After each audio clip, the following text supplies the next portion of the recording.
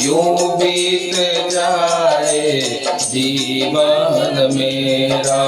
हर सांस में हो सुमिरन तेरा, यूं बीत जाए जीवन मेरा, यूं बीत जाए जीवन मेरा, यूं बीत जाए जीवन। भगवान से प्रार्थना करें, हे प्रभु बस हर सांस में भजन हो, श्वास श्वास में हरि भजो, वृथा श्वास जन खोय, न जाने इस श्वास की आवन हो या न हो, आवन हो या न हो। आज जीवन का सत्य पता लगा, ये सांसों का भी कोई भरोसा नहीं है। न जाने कभी कोई सांस, न जाने इस श्वास की आवन हो या न हो, सांस कब रुक जाए चलते चलते। इसलिए हे प्रभु इतनी कृपा कि हर सांस में भजन होने लगे। और भगवान की ऐसी कृपा हो गई कि मासी व्रतों कृतों, हर महीने भगवान की दिव्य कथा को करने लगे।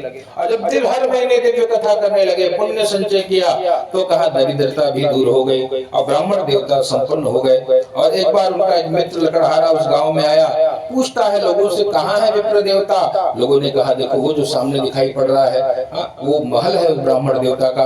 और जब वहां पहुंचा तो आश्चर्यचकित हो गया कि वो दरिद्र ब्राह्मण जो भिक्षा के लिए भ्रमण करते थे आज इतने संपत्तिवान कैसे हो गए। मन में जिज्ञासा लेकर के लकड़ी के गट्ठर को बाहर रखा और मंदिर में प्रवेश किया। देखा ब्राह्मण देवता बड़े भाव से भगवान का दिव्य पूजन कर रहे थे। अब पूजा पूरी हुई, व्रत पूर्ण हुआ, भगवान की दिव्य कथा श्रवण करी। कथा सुनने के बाद लकड़हारे ने कहा कि हे विप्र देवता ये सब कहाँ से मिला?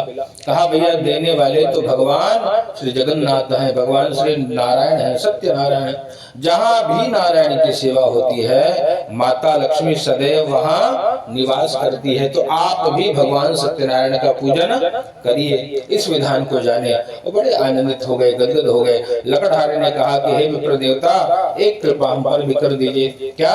आप हमारे घर भी आकर दिव्य भगवान की ये पूजन को संपन्न कराइए, संपादित कराइए।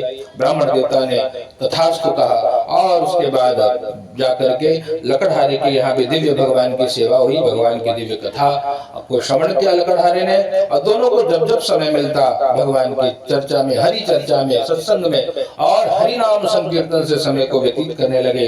देह छोड़ा तो भगवान के धाम को चले गए। जय जय श्री स्कंद पुराण।